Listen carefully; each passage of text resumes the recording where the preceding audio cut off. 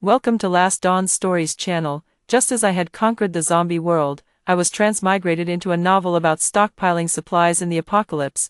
When I opened my eyes, someone pointed at my nose and called me a scoundrel. There was also someone lying on the ground, sobbing and saying, "It's not my sister's fault." With a calm expression, I took out a Gatling gun from my spatial storage. "Say that again. Who pushed you?" My original body's younger sister was stunned.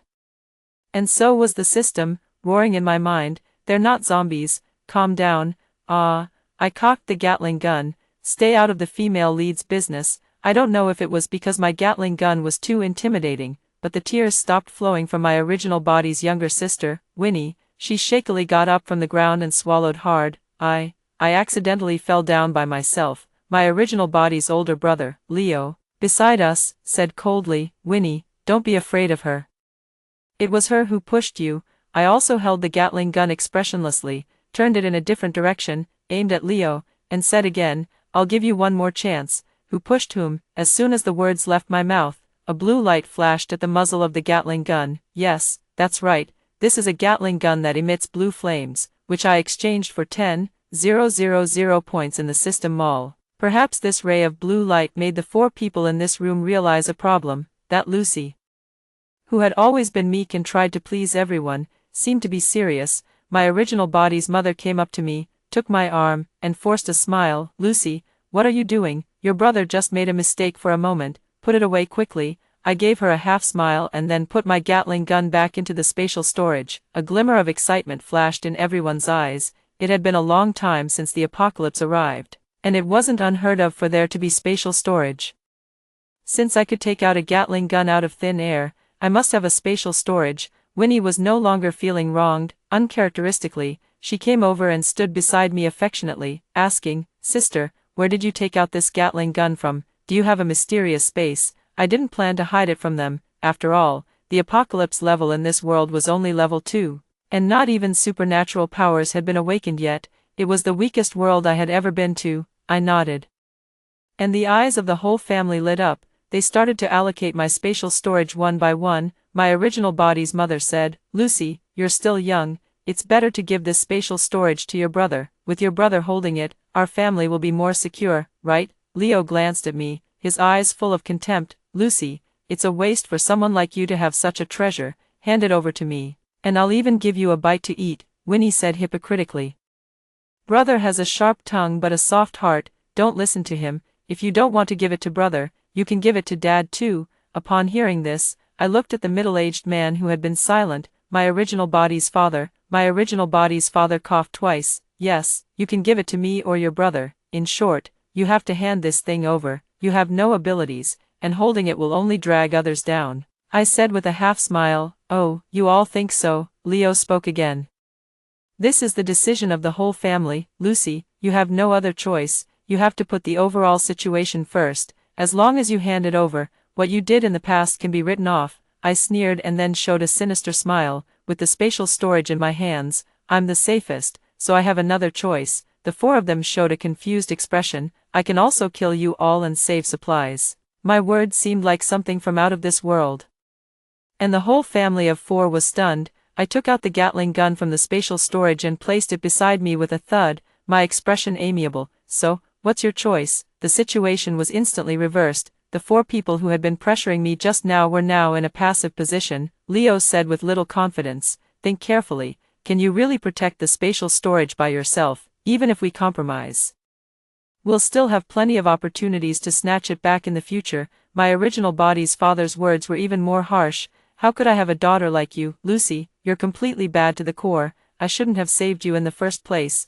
I should have let you die outside." Even though I have been through so many worlds and seen countless people with tragic backgrounds, I couldn't help but feel sorry for my original body at this moment. When my original body was born, the parents of the Lincoln family were in the rising stage of their careers. The twin parents couldn't take care of both children, so they left the weaker Winnie at home and sent Lucy back to their hometown. Lucy was only brought back to the Lincoln family when she was 12 years old and about to go to junior high school. By this time, Winnie had already become the darling of the whole family, and everyone only liked her. Lucy originally lived next door to Winnie, It was just because Winnie said she wanted a larger cloakroom and also a piano room. Lucy was then driven to the cold and sunless nanny's room. At first, Lucy wanted to go back to her hometown, but Winnie cried and said if her sister didn't like her, which made Lucy scolded, saying that she was scheming at such a young age. Later, Lucy thought that as long as she performed well, her family would definitely like her. However, Winnie was worried that Lucy would steal her favor.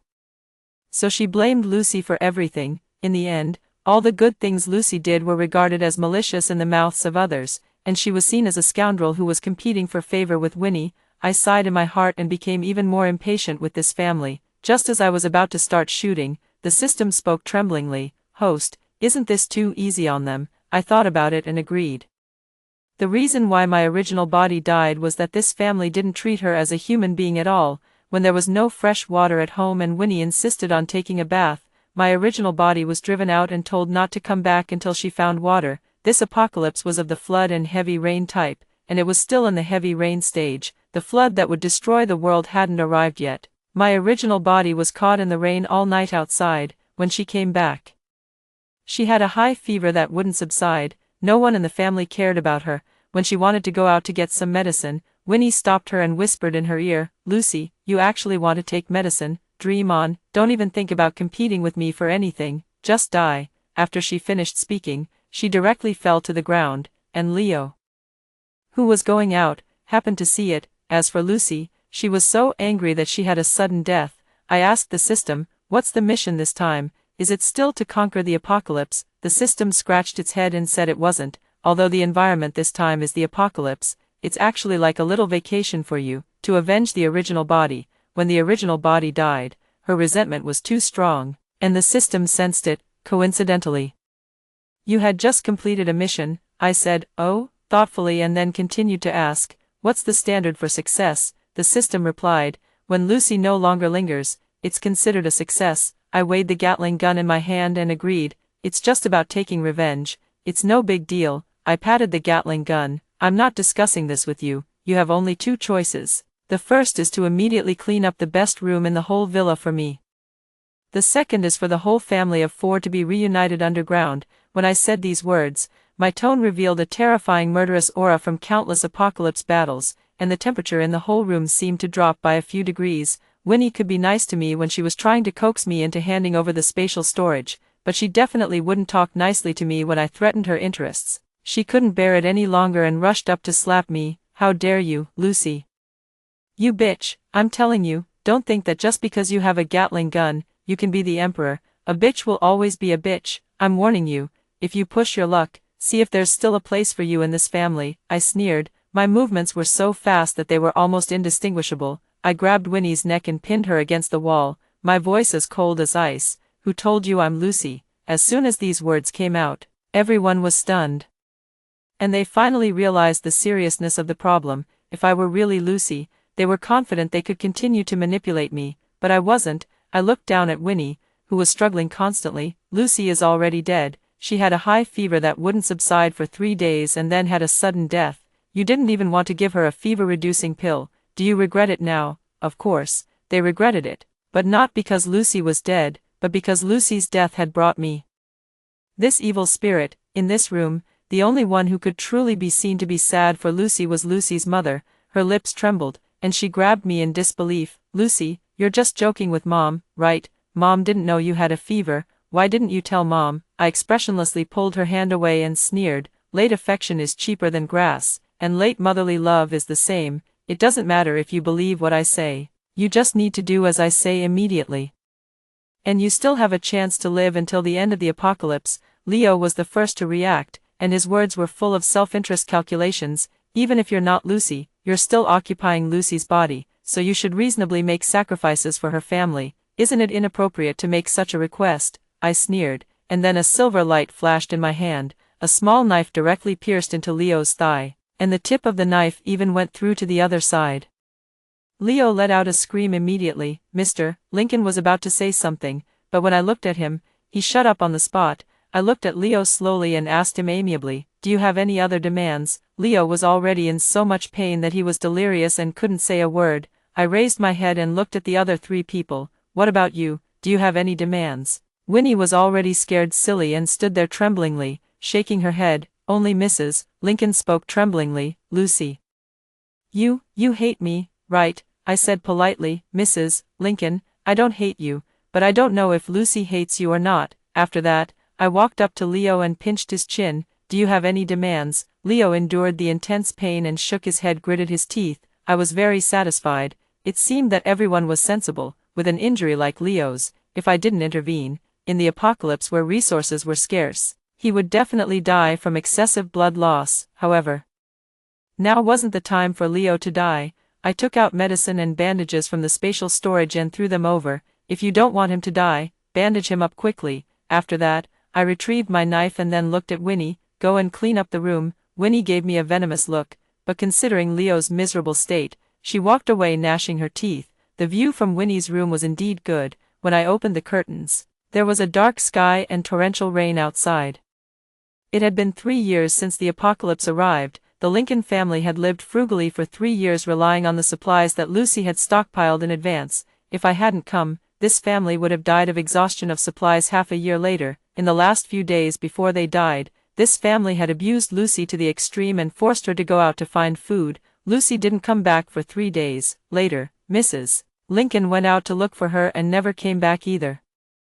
There were only 3 people left in the family: Winnie, Leo, and Mr. Lincoln. Winnie and Leo went out to find food. When they encountered the monsters in the rain, Winnie pushed Leo out and fled for her life. However, she didn't run a few steps before she met another monster and died in the rain. As for Mr. Lincoln, of course, he starved to death at home. This family deserved to die. What I was thinking about at the moment wasn't how to save this family, but the issues of supplies and monsters.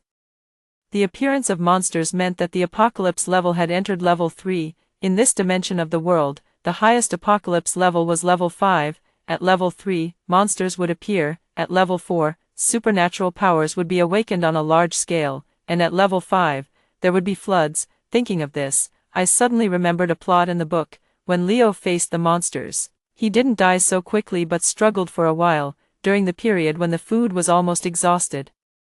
Leo would always divide half of the food for Winnie every time, but his physical strength and condition didn't seem to be that of an ordinary person. Supernatural powers didn't start to appear only at level 4 of the apocalypse. Instead, at the beginning of the apocalypse, some people would be chosen by the main god and possess supernatural powers.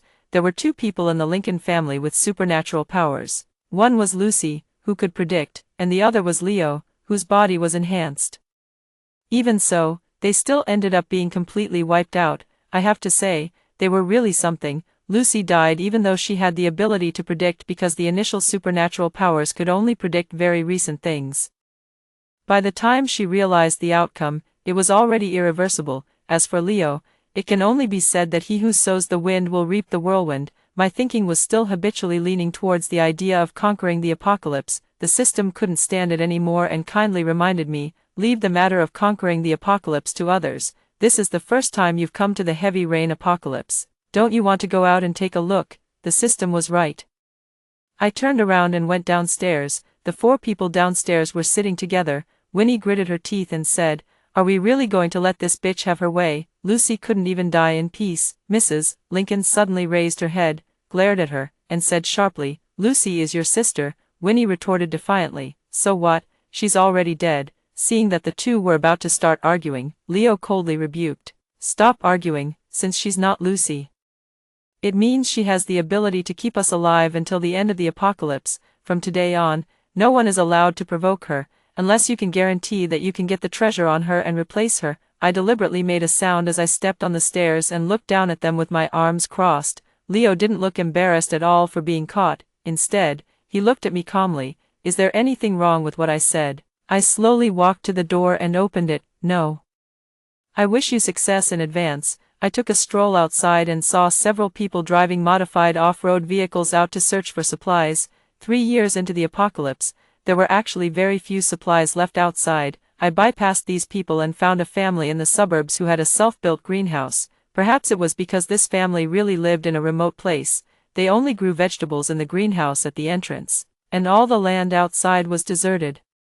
They lived in the basement, which to some extent could also hide them from others' notice. I exchanged some medicine with this family for 3 boxes of vegetables that were easy to store, such as cabbages, potatoes, and sweet potatoes, as well as some tomatoes, small strawberries, and mint that they had grown themselves. When I got back, the 4 people inside were all stunned. They really didn't expect that I would actually bring supplies back. Leo was the first to react. His gaze was firmly fixed on the boxes of seemingly fresh vegetables. He took a deep breath, walked over, and reached out his hand to me. It doesn't matter to me who you are, but I agree to your conditions. I bypassed his hand and looked at the 3 people behind him, and slowly said, these vegetables have a fixed quantity for each day. If anyone is found by me to be stealing food, they must immediately get out by themselves and find double the amount and bring it back. As for who will cook, the 4 of you will take turns, 1 person per day. If anyone is absent from their duty, they won't get to eat. Leo had no objection to this, and Mr. Lincoln and Winnie didn't dare to voice their dissatisfaction either. My gaze slowly swept across the 4 of them. Only Leo seemed normal. Mrs. Lincoln had always been in a very low state, and Mr. Lincoln and Winnie, their calculations were almost written all over their faces.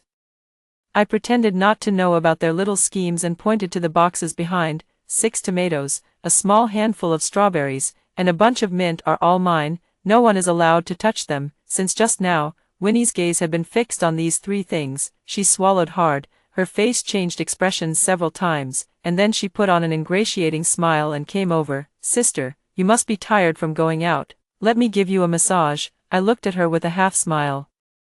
It was only when Winnie's pretense was about to break down that I readily said, sure, I'll give you a bite later. A bite? What a stingy word. But Winnie hadn't eaten anything fresh for more than 2 years. She almost nodded frantically without thinking. In the end, Winnie got a small strawberry as big as a thumbnail and also saw me take out a facial mask from the spatial storage right in front of her. After she ate it, an uncontrollable greed burst out in her eyes. She barely held back and asked me, Sister, what's in your spatial storage? This is the first time I've seen someone with a spatial storage with my own eyes. Can you tell me about it? Although Winnie was greedy, she knew that her strength was very limited and would definitely go to Leo to cooperate with him. I hummed and briefly mentioned a few things: weapons, medicine, nutrient solution. I basically have everything I need. Of course, I have everything I need. The spatial storage is directly connected to the system mall. I could even buy a full Manchuhan Imperial feast if I wanted to right now. Winnie's eyes widened instantly, and even her pupils shrank. The greed in her eyes became more and more obvious, and she wished she could snatch it right away.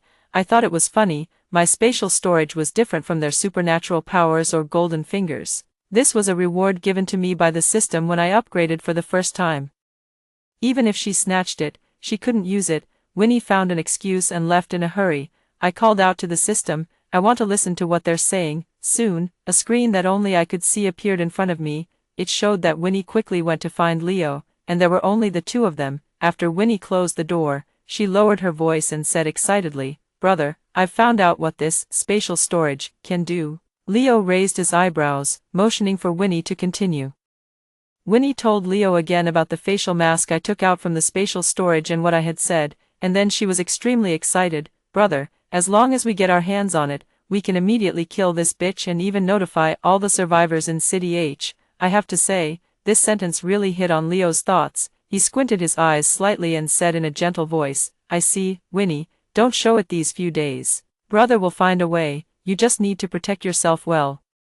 Winnie nodded vigorously. Okay, I'll wait for brother to take me to enjoy the good life. In the following days, Winnie was particularly obedient, and what caught my attention was Leo. Leo always ate very little and took his food back to his room to eat. I squinted my eyes and asked the system, has his supernatural power evolved? What type is it exactly? The system scanned Leo and said, it's almost as you expected, host. It's indeed a survival-type supernatural power of physical enhancement.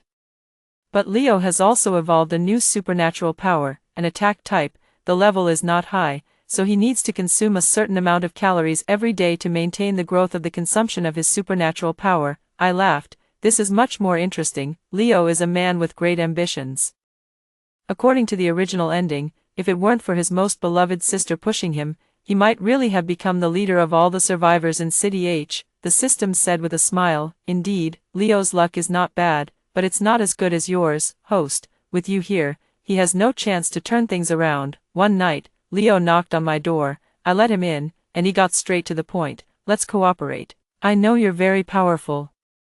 But I guess you'll also be restricted to some extent in Lucy's body and can't fully unleash your strength. You were able to take out a Gatling gun, so you must not be an ordinary person, and your purpose can't just be to avenge Lucy. I raised my eyebrows, motioning for him to continue. Leo stared into my eyes. If we cooperate, we can become the leaders of the survivors in this world. You should also have noticed that I've awakened dual supernatural powers.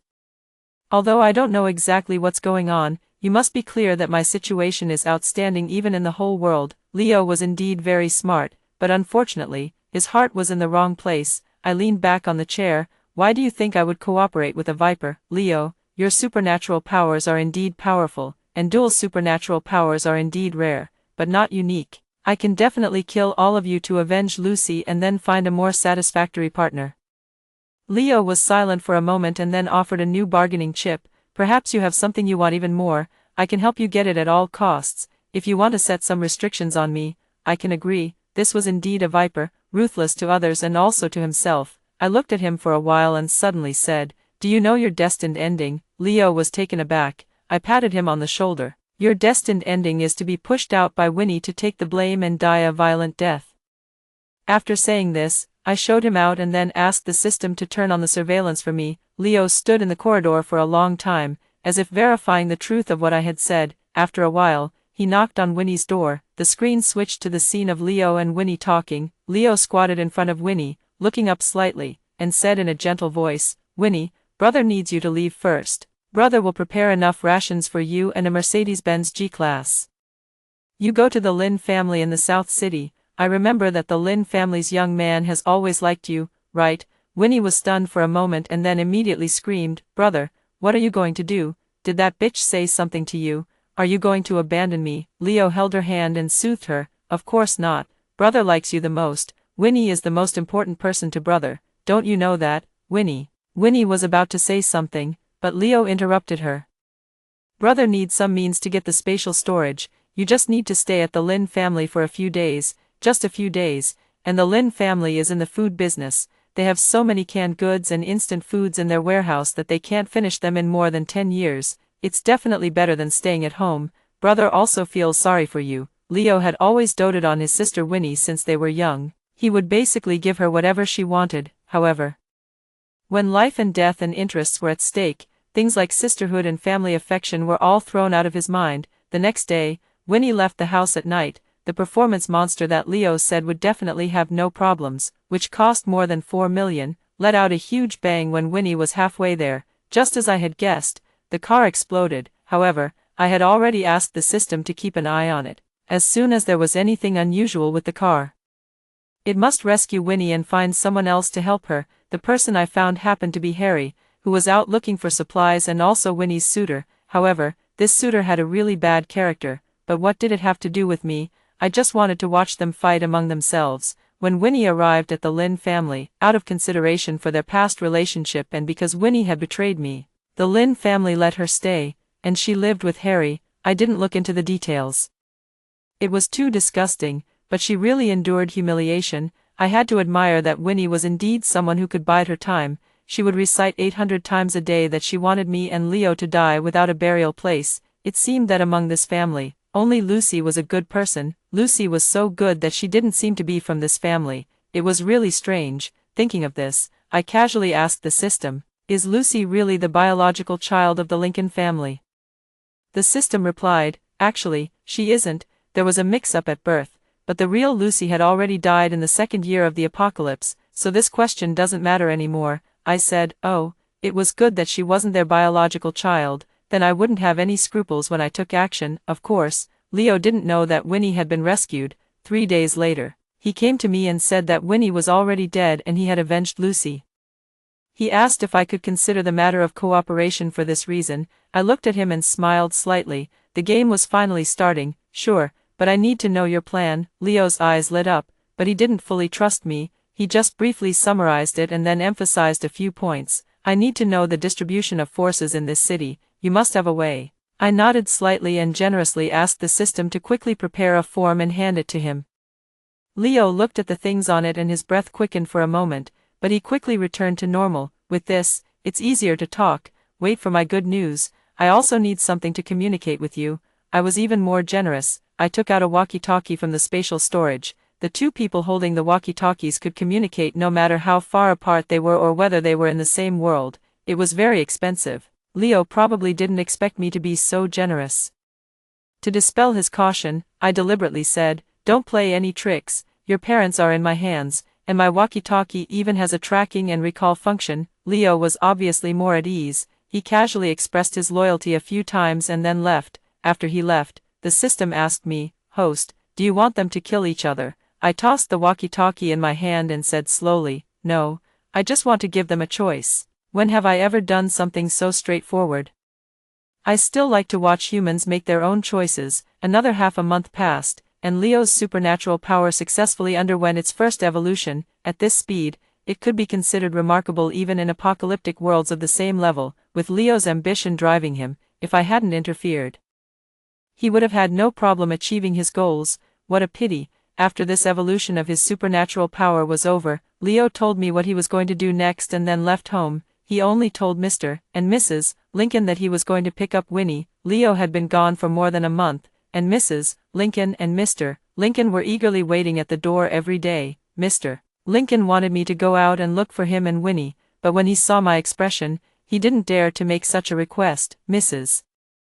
Lincoln did speak up, but it didn't make any difference. Leo wasn't dead and had already become the leader of a small faction. As for Winnie, she wasn't having a good time, but at least she was still alive. A few more days passed, and the door of the villa opened. Leo, dressed in a suit, was standing outside, and there were 3 burly subordinates behind him who were respectful to Leo. In the past month or so, Leo had almost unified all the grouped survivors in this district. Among these people, there were even 2 people with supernatural powers, one of the healing type and one of the plant type. This organization could be said to possess all the necessary conditions for a promising organization: sustainability, medical support, and combat power. I stood on the steps, looking at Leo with a half-smile. Leo met my gaze without avoiding it and said in a gentle and refined tone, "I haven't broken my promise. Can you fulfill yours?" I had promised Leo that if he could really make everyone in the district listen to him within 2 months, I would provide him with the medicine for evolving his supernatural power. Of course, I wouldn't go back on my word. Standing on the stairs, I casually tossed a reagent bottle into Leo's arms. "This is enough for you to evolve to the next stage, but the final result depends on your own luck. You need to wait for 5 minutes after taking it." Leo stared at the light blue liquid in the reagent bottle, and his eyes lit up instantly.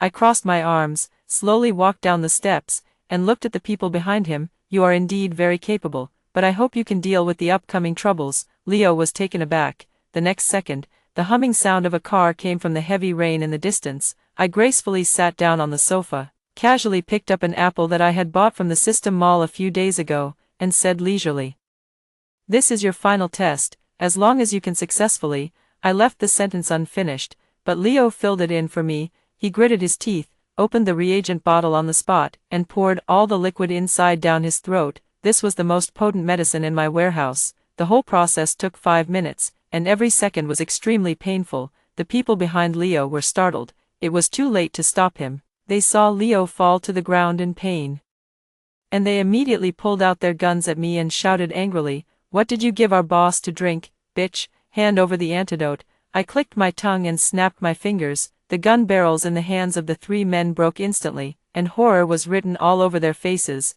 "It's just 5 minutes. Can't you survive 5 minutes?" They wanted to say something more, but they were afraid of my tricks, so they gritted their teeth and endured it. One of them said, "Our people are all outside. I advise you not to play any tricks." 5 minutes passed quickly. The moment Winnie held an umbrella for Harry and stepped into the house, Leo's evolution was over. He became the only 3rd-stage evolver in this apocalypse. Leo took a deep breath, then looked at me deeply, turned his head, and met the gazes of Harry and Winnie outside. Winnie's hatred for Leo now far exceeded her hatred for me. She pointed at Leo's nose and cursed shrilly, "Leo, you actually wanted to kill me for this bitch's promise, which may not even be true." Leo looked at her coldly and asked, "If one of us 2 has to die, would you really die for me?" Winnie was stunned for a moment and then immediately replied, "Of course you should die. Why should I die for you?" Leo sneered, we are the same kind of people, and you still come and ask me why." Winnie was stunned. I spoke up at the right moment. "If Lucy hadn't died from that high fever, then half a year later, you, Winnie, would have pushed your own biological brother out to die for you in order to save your own life." Winnie suddenly turned her head. "What evidence do you have?" After she finished speaking, she looked at Leo. "You're willing to let me die just because of this bitch's words to sow discord?" Leo looked at her quietly and then sighed. "Winnie, don't I know you? I raised you. I know you better than anyone else. You're just the kind of person who only thinks about yourself." Winnie became furious out of embarrassment. "Aren't you the same, Leo? What kind of good person are you pretending to be?" Leo didn't deny it. "Yes, so, we are the same kind of people." Mrs. Lincoln stood there stunned, and her voice trembled. "Winnie, Leo, what are you talking about?" Winnie sneered. "Mom, you still don't know, do you? Your good son planted a bomb in my car. If it weren't for Harry happening to meet me, I would be dead by now, just like that bitch Lucy." Mr. Lincoln looked at Leo, and Leo nodded. "If she doesn't die, our whole family will die." "Dad, Mom, you should have a clear idea in your hearts, right?" Mr. Lincoln didn't say anything, and Mrs. Lincoln had completely collapsed. She slumped to the ground and kept repeating, "It's impossible. This can't be true. I watched this good show with great interest and thought it was time to add fuel to the fire." "So, Winnie, did you come back to kill Leo and me for revenge?"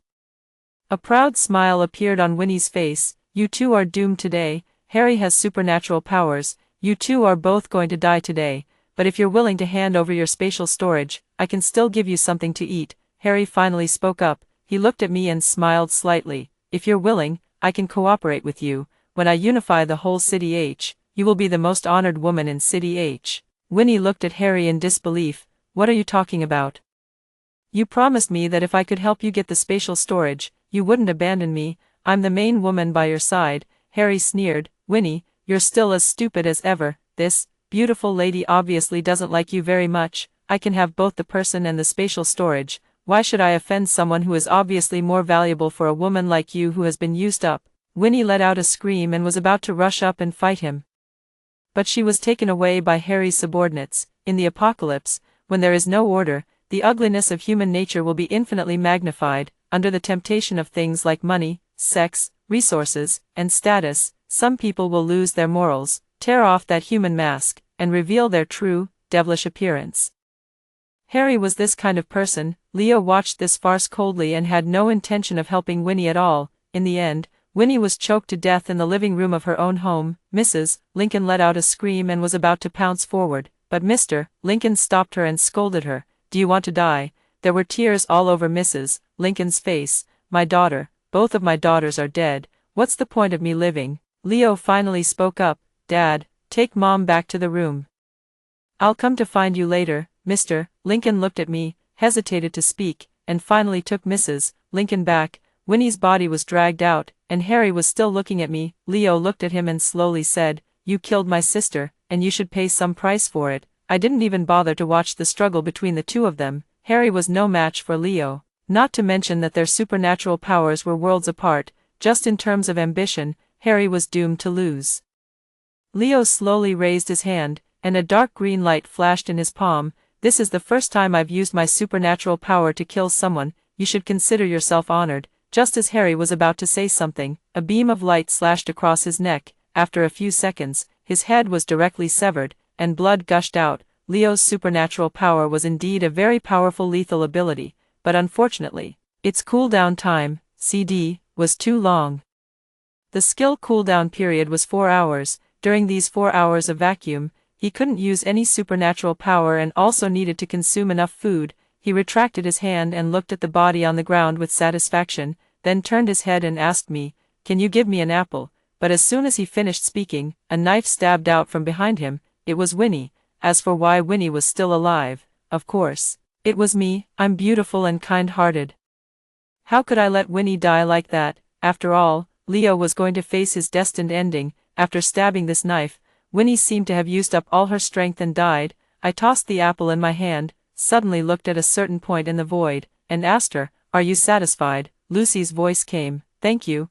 I waved my hand. "You're welcome, it's just for the points. How do you want to deal with your parents?" "I respect your opinion, Lucy was silent for a long time and then slowly said, "Let them fend for themselves, although they didn't raise me with kindness, for the sake of the kindness of giving birth to me." I shrugged indifferently and agreed, then walked up to Leo, patted his face, and said, "Kid, don't think too highly of yourself in your next life." I snapped my fingers. "System, come out to clean up and settle the score." The system jumped out joyfully. "Congratulations, host, for completing the 327th mission and obtaining 3,000 points. You only need 73 more worlds to be able to retire." I cursed secretly and then accepted the next mission. Before leaving, I looked at Lucy and left a sentence: "In life, only yourself is important, everything else is fake." After completing 12 missions, I met Lucy. She actually chose to join the Quick Transmigration Bureau and became a mission executor. Lucy recognized me, came over, and gave me a gentle hug. "Thank you." After hearing the first story above, what are your thoughts? Feel free to share your opinions in the comments section. Next, let's continue to see another story. I transmigrated into a vampire, but I'm allergic to blood, so, when the fake wealthy daughter came with vampire hunters, ready to arrest me, they saw me holding a bowl of a spicy blood-curd soup, with oil glistening all over my mouth as I devoured it. Looking at the shocked crowd in the room, I unceremoniously rolled my eyes. "What are you looking at? Haven't you seen a beautiful woman eating takeout? You snatched your parents' love and then the family fortune, now you even want to snatch the takeout. Do you want me to pack up the poop I've pooped and give it to you to take away?" The fake wealthy daughter, Riley, turned livid with rage from my retort. "In my opinion, never adopt the innocent and weak persona. Look at her expression at this moment. She's extremely angry but still has to maintain her pretense. Her whole face is contorted with the effort of holding it in, and it looks really ugly." I sneered in my heart but gave a soft snort on my face. I gracefully pulled out a tissue and wiped my mouth. "Just now, I transmigrated into a book. This world has already entered the apocalypse mode. A group of vampires suddenly crawled out of a coastal fishing village and started biting people everywhere. After it was exposed, the official quickly established the Vampire Hunter Alliance, abbreviated as the Blood Hunters, which specializes in capturing those who have been bitten. The survivors migrated to City A, but the infection still occurred from time to time. However, compared to other cities, City A has controlled the situation well. Once a patient appears, they will be immediately taken away for isolation. The original host had a simple personality. Last night, after drinking the milk sent by Riley, she kept feeling dizzy. When she opened her eyes again, it was already me in her body. I don't know if it was a time-space swap or she simply didn't survive the infection period. I guessed it was probably the latter. When I first woke up, I was extremely weak. After receiving the memories, I found that the original host hadn't eaten for several days. The Duncan family found their child and said they wanted to make up for her, but they actually disliked her for not being presentable enough. They locked her in the room to reflect. And there wasn't even anyone to bring her food. Even without this incident, she would have starved to death sooner or later. I pursed my lips and showed a mocking expression. "Come on, what's going on this time? Do you suspect that I've become a vampire?" I said I didn't want to return to the Duncan family in the first place, but you insisted on bringing me back, and you keep doing this kind of thing every few days. Aren't you tired? Riley's mother, who was hiding behind the crowd, stiffened and seemed on the verge of collapsing. "No, Sarah, I just want to confirm, in case you're really infected, we can go to the hospital right away. Maybe there's still a chance to save you." I sneered but didn't say anything. It sounds so nice, but who doesn't know that once infected with the vampire virus, there's no turning back? Seeing that Riley was about to cry again, I unceremoniously rolled my eyes. "Sister, stop crying. It's not you who's been wronged. You've almost emptied the eye drops in the pharmacy, probably because I'm so aggressive and ready to retort at anyone." The vampire hunter who had been standing at the front hadn't said a word, but I still had no intention of letting him off. His gaze was too aggressive, and I didn't like it. "Hey, how long are you going to keep staring? Don't you know it's impolite to stare at a girl? You just come when someone reports you. Don't you even confirm it first? Check the surveillance of the Duncan family. I haven't gone out these days. Where could the source of infection come from? If I've become a vampire, none of the people in the Duncan family will be able to escape. Have you ever thought about what the consequences will be if there are rewards for reports but no punishment for false reports? Vampire hunters are extremely rare. If there are continuous false reports, it will only keep increasing the amount of ineffective work." Riley reported the original host. Besides taking the opportunity to get rid of her rival, she also wanted to get close to these elites. After all, the Duncan family is wealthy, and what they lack the most is power, compared with interests. A biological daughter who isn't quite to their liking is nothing, right? My name is Sarah, and I don't have a surname. I was an orphan since I was a child and was picked up and raised by the master of a Taoist temple. We lived in seclusion in the mountains together. Sarah is the Dharma name he gave me. According to the rules, I should have served him for my whole life, but when I went to fetch water, I somehow lost my concentration and knocked my head against the well. When I woke up again, I became like this.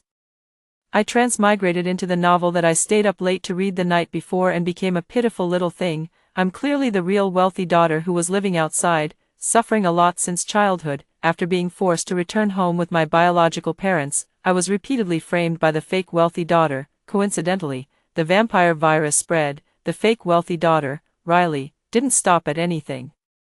She bought the original virus solution at a high price from the black market and put it in the original host's milk. She also told the original host that it was a gesture of goodwill from her parents and asked her to make up with them quickly. The author's article stopped being updated at this point, and I know nothing about the subsequent plot. Other people who transmigrate into a book can even have the golden finger of being a prophet, but I've become Sarah, all alone, without a system. Without anything. Who would have thought that there would be such different treatments when transmigrating into a book? But no matter what, since it's me now, there's no reason for me to be bullied for no reason. There were only my master and me in the Taoist temple in the mountains. When people came and saw that we were an old man and a young girl, we would occasionally encounter some petty thieves and people who took advantage of us. It was all me who retorted at them. Sarah. Have never been afraid of anyone in a quarrel, therefore, I grinned at Riley. Sister, you say sorry every time. Since I returned to the Duncan family until now, in less than a week, you've said it at least dozens of times. Today, in front of everyone, you write a self-criticism of 30,000 words and give me all your pocket money for the next 3 months. How about that? Even the milk tea shop offers a buy 5 get 1 free deal. I know you're beautiful and kind-hearted. You came here today because you feel sorry for me, not with the idea of morally kidnapping me into forgiving you by just opening and closing your mouth, right? Of course, Riley didn't want to agree, but there were so many people on the scene, all of whom they themselves had called. The Duncan family couldn't afford to lose face. It was Riley's mother who made a prompt decision. She took out a card from her bosom and stuffed it into my hand. There's 10 million in this card. It's your pocket money from us, silly child. You're the daughter of the Duncan family. How could your parents let you lack money? Look at what she said. If I had come a few days later, the original host would have starved to death in the Duncan family, and she said I wouldn't lack money. The total balance of all the original host's software accounts added up to only 15 yuan. When the parents of the Duncan family found the place where she was working part-time, they took her away on the spot, and she didn't even get her wages. In order to buy this special-priced a spicy blood curd soup that cost 25 yuan, I used the Wi-Fi of the Duncan family to download several video apps. I cashed out countless first-time withdrawals to barely afford a meal. Why shouldn't I take this money? It could be used as startup capital if I keep it with me. I'm not the original host. I don't have so much pride. I immediately wiped my mouth, took the bank card from her hand, and wiped my hands on her sleeve. By the way, great, Mom, this is the first meal I've had this week. I thought you brought me back to starve me to death in the Duncan family. I was thinking that this is really falling leaves return to their roots. No wonder it's a prominent family. It turned out that I misunderstood. By the way, my pocket money must be higher than that of the fake wealthy daughter, right? Although she was raised by your side. To compensate for the suffering I endured in the past 18 years, it should be at least 18 times more than her annual pocket money, right? Or do you mean treating us equally, which means no compensation, right? By the way, dear Mom, what's the password? I want to bind it to online pay. Please give me the verification code. The atmosphere on the scene was a bit strange. Facing my responses that were unyielding and sometimes sarcastic, Riley's mother took a deep breath, as if she might faint at any moment. If the vampire hunter who came with them hadn't chuckled and broken the deadlock, I would have been worried that they would faint on the spot and try to get the money back. Your daughter is very interesting, Sarah Duncan. I also believe that you're not infected, but according to our procedure, I still need you to come with me. Don't be afraid, just stay in the Blood Hunter Alliance for a few days. I won't send you to the isolation zone. What they said about just staying for a few days is just because they're afraid of the incubation period and want to observe me. In the end, they still suspect me. I grinned and bowed my head in a coy manner. Okay, blood hunter brother, it's better to go with you than to stay here. Mom, I won't disturb you and your daughter's peaceful life anymore. Consider this 10 million as the money to buy out our mother-daughter relationship. I'm leaving. Take good care of yourself. The mother and daughter were left reeling by my words. Riley seemed to have finally come to her senses and burst into tears. No, Sarah, you've misunderstood me and Mom. I picked up the takeout, grabbed the blood hunter guy, and turned to leave, not giving them a chance to continue their act. I was determined not to leave the Duncan family with even a shred of dignity. I'll expose everything about you. It was only after a long time that I noticed I was still holding the other person's hand. Sorry, it was the first time in 20 years that I held a handsome guy's hand, and I got a bit carried away. When I let go, the guy showed a thoughtful expression. Is your hand always this cold? The day the Duncan family called the reporting hotline again, I was at the entrance of the Blood Hunter Center, holding a hamburger and watching the takeout delivery guy dance. The Blood Hunter guy stood there in silence and sighed. My name is George. You can just call me Brother George. The Duncan family called the reporting hotline again, but this time they're here to apologize. They said that the head of the Duncan family was very angry when he heard about this after returning home. He severely punished your sister and also said that there's too deep a misunderstanding between you two and wants me to take you home for a meal. I looked at him in silence, and he looked at me in silence. After a long few seconds, he sighed. I'll accompany you back this time. After saying that, he paused and added another sentence. What you said before was right. If you're infected, no one in the Duncan family will be able to escape. Actually, I'm not sure whether the original host was infected or not. Logically speaking, after drinking the milk given by Riley, she must have been infected, but I have no desire for blood at all. In the few days I've stayed in the Blood Hunter Alliance, I've been eating well.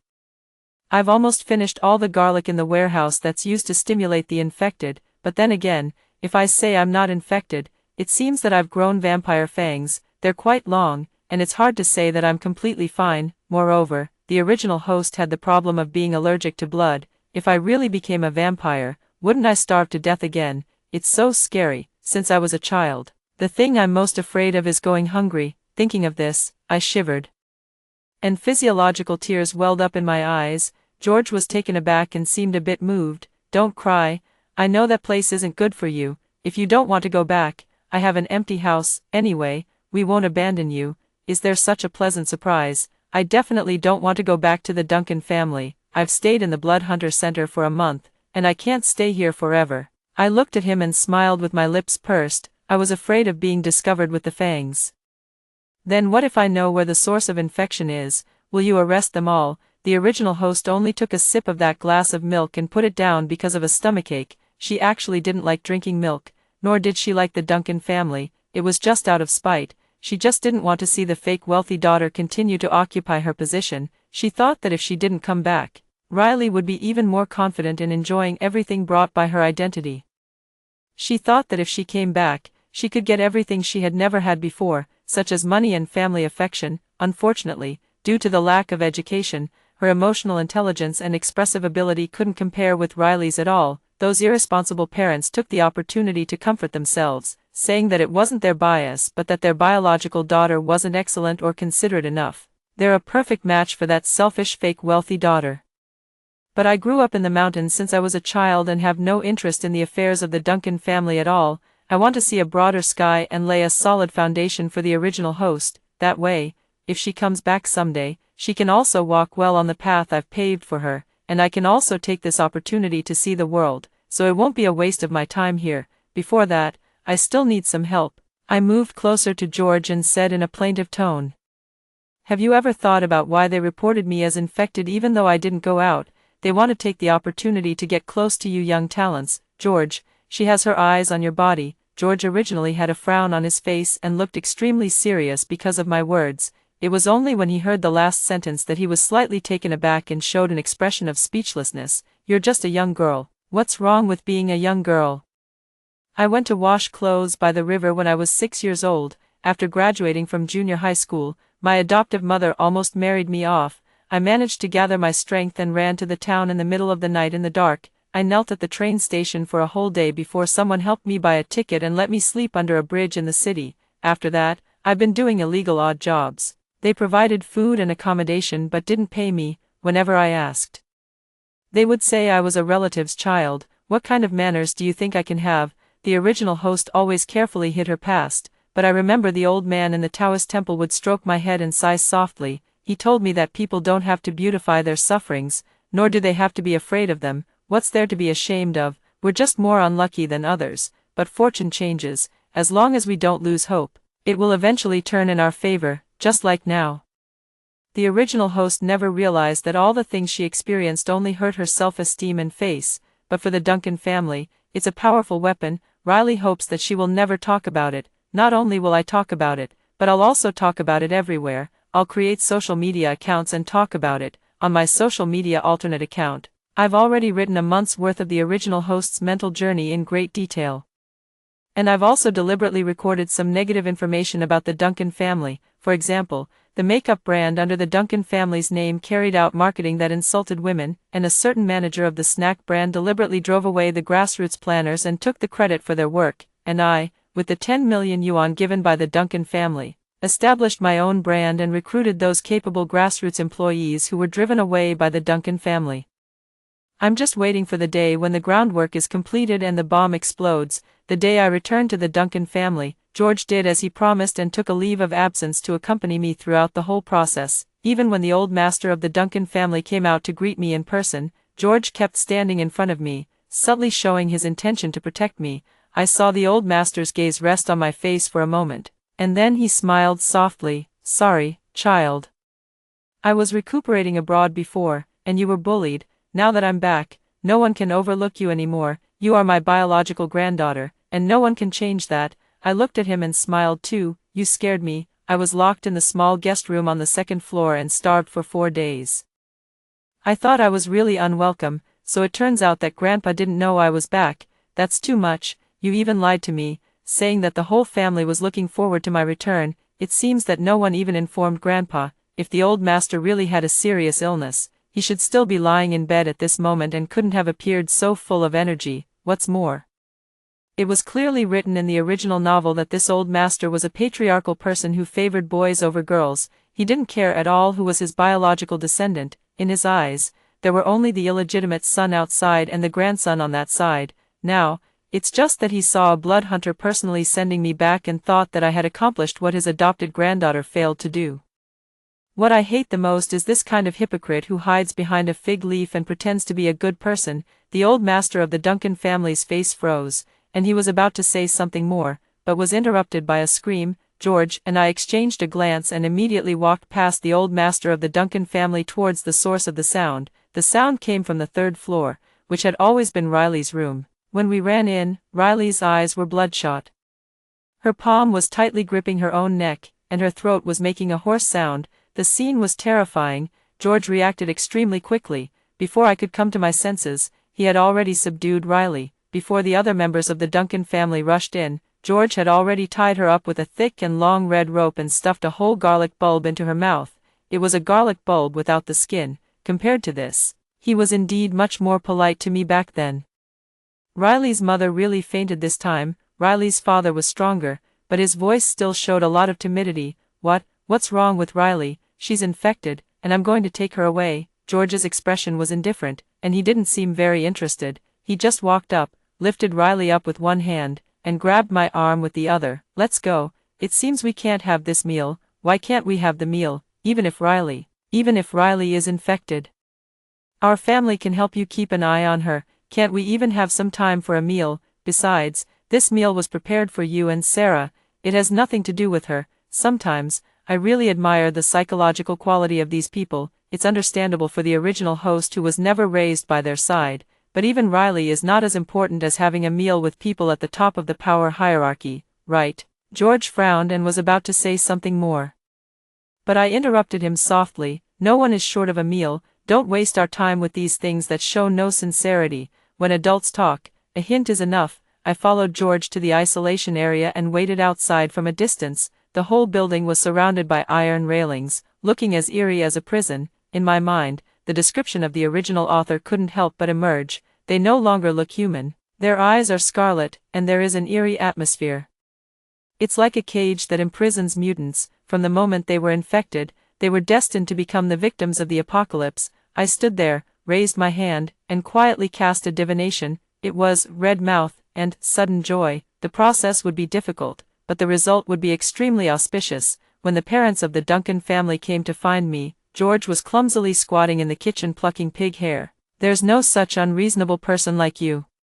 You said you wanted to thank me and cook pig's trotter soup for me, but in the end, I still have to chop the pieces and pluck the pig hair myself. I think it's better to forget it. Sarah, how about we eat out?" The proud young master was so tortured by the pig's trotter that he angrily threw away the apron on his body. When he turned around, he saw two people standing at the door, looking stunned. It was Grandpa Duncan and Riley's father.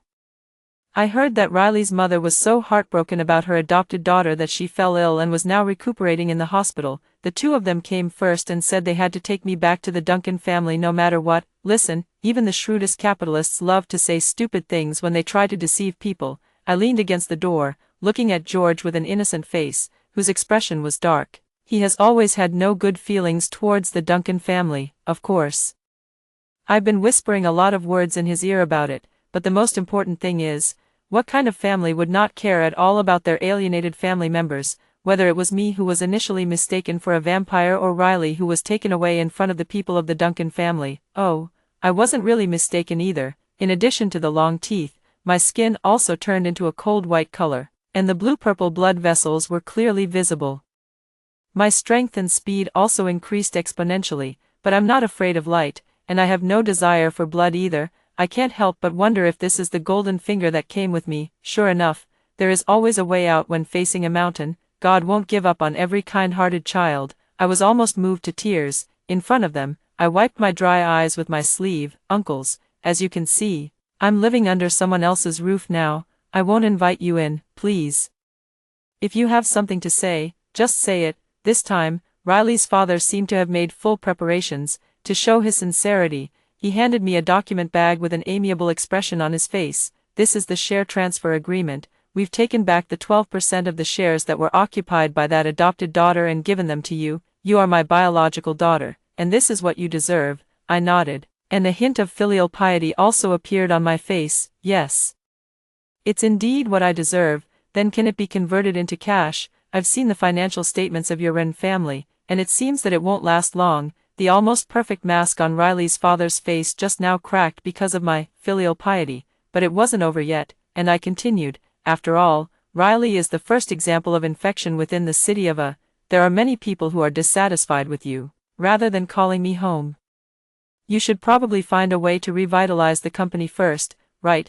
There are many important people in City A, and it can be said to be one of the cities with the strictest defense. As soon as there is a sign of infection, people are basically isolated. There aren't many people as reckless as Riley." George poured me a cup of hot water and took over the conversation. "You go back and rest. I'll talk to them about these matters." When Riley was alienated, I found a glass bottle containing the viral liquid beside her and have already taken it back to the Blood Hunter Center for testing.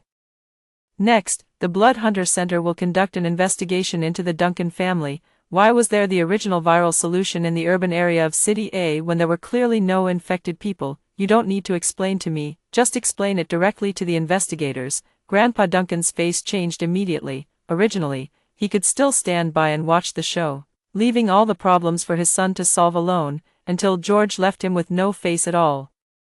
He finally broke down. "What original viral solution? We don't know anything about it. Our Duncan family is also a victim. How can you be so unreasonable? Did the Duncan family care about being reasonable when the original host was framed?" I sneered and watched coldly as they showed expressions of collapse, starting from playing the victim and trying to distance themselves, to directly rushing forward as if they wanted to grab George and demand an explanation. Then, he punched them flying.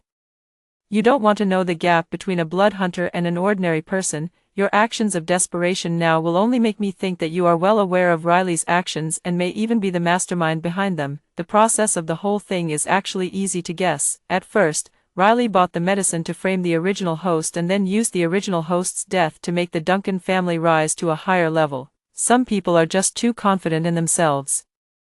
They don't consider the possibility of being rejected and only think about how to reach a higher social class. In their view, to get that one opportunity, it doesn't matter what they have to sacrifice. So, when I didn't have an accident and even moved into the Blood Hunter Center because of it, the people of the Duncan family had evil thoughts again. They even chose the day when George sent me back to take action. But they never expected that the medicine was so powerful that Riley immediately mutated as soon as she took it. This is probably also the reason why Riley's mother was so deeply affected. She was the one who personally killed the adopted daughter she cherished the most. People always have a fluke mind, but in the world, how many people can win the jackpot? The investigation results of the Duncan family came out quickly, because of a childish family feud. The Duncan family connived at their adopted daughter bringing in the vampire virus from the black market, which had already constituted a crime. At the same time, my alternate Weibo account was discovered. The stocks of the Duncan family plummeted, except for Riley, who had been alienated and locked in the isolation area. The remaining people were all removed from their positions and investigated. It was said that they fled overnight. Several shareholders of the Duncan family were looking for them, and the black market had already offered a reward for their heads. George said that someone found their traces overseas. They were lying on the street, covered in gunshot wounds. It seemed that they had been severely tortured and bled to death. It seemed that they had struggled before they died, and there was a long trail of blood in the dim alley. And my company became popular overnight. All the products were sold out. The house that George lent me to live in, I bought it. The scenery of this house is actually very good. It's on the 13th floor, neither too high nor too low. You can clearly see the outside world, the green trees and the artificial lake. It's beautiful, but there isn't much human activity. Since the apocalypse era began, there have been no pedestrians on the street. Everyone stays at home and uses drones for delivery to live. So, when George secretly came downstairs with his colleagues to arrange candles and scatter flower petals, I saw them at a glance. They didn't notice me upstairs and were still whispering about something. It seemed that they didn't know that since my vampire fangs grew out, my hearing had also evolved. So, I heard all of George's mutterings. He said, "What do you know? What do you mean I'm trapped? It's clearly that she liked me first. This is my sense of responsibility as a man. I must give her a perfect confession. How could she be playing with me? We've already, forget it, you single dog won't understand. You call yourself a lone wolf, loan your sister, get lost." Sarah is such a free-spirited person, but every time she smiles at me, she purses her lips. She's super shy. What else could this be if not love? She's afraid of showing her fangs. Never kissed. I'll kiss her tonight when I go back. I'll record a video of the kiss for you, single dog.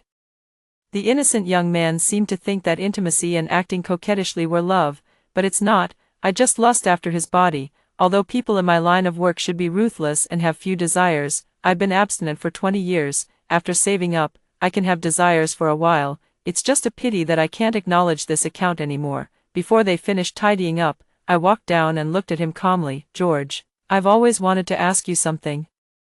Why are all the blood hunters young talents from City A like you?" George's movements froze, and his originally excited eyes gradually cooled down. Behind him, those blood hunters who had been relatively friendly to me even more showed looks of scrutiny.